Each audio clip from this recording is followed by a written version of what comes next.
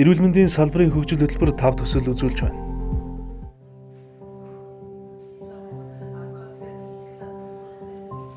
Бусдын эрүүл мэнд сайн сайхны төлөө үнэт цаг сэтгэл зүрхээ харамгүй зориулдаг хүмүүс бол донорууд юм. Тэд өвөл зууны айлч цагт бусдад цусаа сайн дураараа бэлгэлэхийг иргэний үүрэг хэмээн ойлгодог бахархан хүмүүс. Би урд нь нөгөө донорын талаар ойлголт айгу муу байсан. Оюутан байхдаа ингээд нөгөө хүмүүс цусаа өгж гин, оюутнууд цусаа өгж гин гэл тэгэхээр надад нөгөө нэг ингэж хүний аим авардаг гэж юусоо мэдхгүй айгу буруу ойлголттой явж байсан байлээ. Тэгээд 4 жилийн өмнө манай аав өвдөд 400 г цус хийсэн. Тэгээд тэгэхэд л би донор хүн гэдэг чинь ийм юу одоо нөгөө нэг хэрэгтэй хүн юм байна. Ингэж хүний аим авард юм байна гэдгийг яг тэгэхэд анх мэдээд тэгээд яг нөгөө нэг тэгээд тэр цагаас хойш та би ер нь донор болох ёстой юм байна гэд тэгээд донор болсон байгаа. Би 2012 оны 5 сард анх удаа цусаа өгсөн. 2 оноос хойш тасралтгүй гэж байгаа. Хүний амьдрал авар мэдж байгаа сайхан зүйл шүү дээ. 2017 оны байдлаар манай улсад нийт 33 мянган гаруй донор гутлаар цус хэлбэлцүүдэлийн үндэсний төвөөс мэдээлжээ. Тэдний 49% нь байнгын, 51% нь шинэ донорууд байв. 2012 оноос хойш доноруудын тоо өсөж байгаач хүн амын өсөлт болон цусан бүтээгдэхүүний эрэлт нэмэгдэж байгаа тул нийт доноруудын тоо байх ёстой түвшиндээ хүрэхгүй л байна. Иймд доноруудын игнийг өргөжүүлэх шинэ доноруудыг байнгын донор болгох шаардлага нийслэл болон орон нутагт байсаар байна. Тэгэхээр энэ сүүлийн яг 10 жилээр аваад үзвэл 2006-аас 2011 оны түвшин дээр бид нэг ингээд цуцсан бүтээгдэхүүний цус цуглуулалтын хэмжээ бол нэг 4.5%-тай өсөлттэй гарч ирсэн. За яг одоо 12-оос 16 он энэ байдлаар ингээд аваад үзвэл энэ хэрэглээ бол 2 дахин нэмэгдсэн. За энэ юутай холбоотой байна вэ гэхээр нэгдүгürt одоо бид нар Монгол улсад бол төрөлт бол нэлээд нэмэгдэж байгаа. Жилд 80 гаруй мянган их төрж байна. Энэ бол үнэхээр сайхан үзүүлэлт. За нөгөө талаасаа энэ дээр бол одоо төрөлтийн хүндрэл буюу цус алдах хүндрэл яг энэ төрөлтөд байгаад бас буурахгүй улам өсөх хандлагатай байгаа.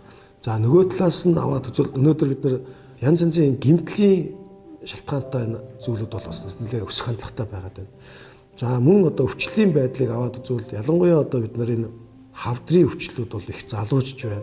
Илүү их одоо хүрээгээ нэмж байна. Одоо юу гэдэг нь цусны хавдар гэдэг юм уу?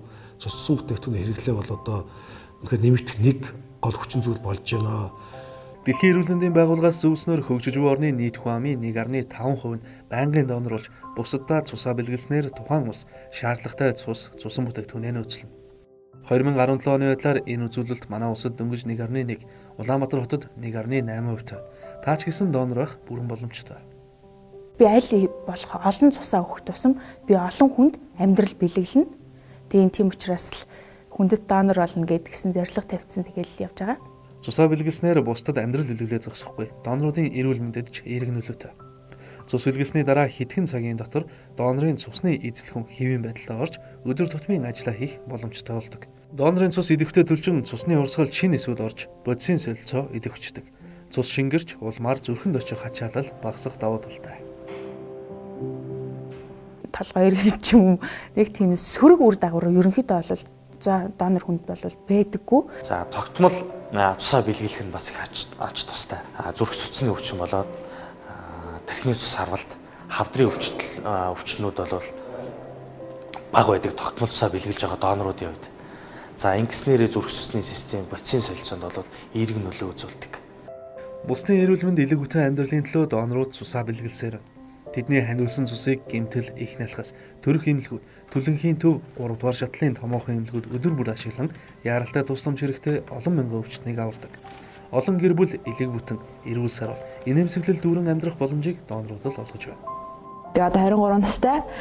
Тэгээд 4 сарын 26-нд хүүгээ төрүүлсэн. Төрөх явцдаа төрснийхөө дараа тусаалдаад гинт Ухаанбаатартаа босоод цэрээс ирсэн чинь амар олон юм баахын залхацсан.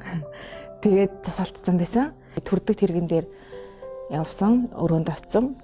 Тэгээд 3 хоног тэнхэр ерөөсөө босч ирч чадахгүйсэн. Тэгээд арай хийс нэгэн хүүхдээ өхүүлээл. Тэгээд 3 хоногийн дараа цус хэлбүүлээд даваа дээрдээ босч ирсэн байгаа. Тэгээд цусаас хэлбүүлсний дараа 2 цаг маг болоод айгу тэнхрээд босоод ирт юм байлээ. Ер нь л маш их баярлсан доноруудад.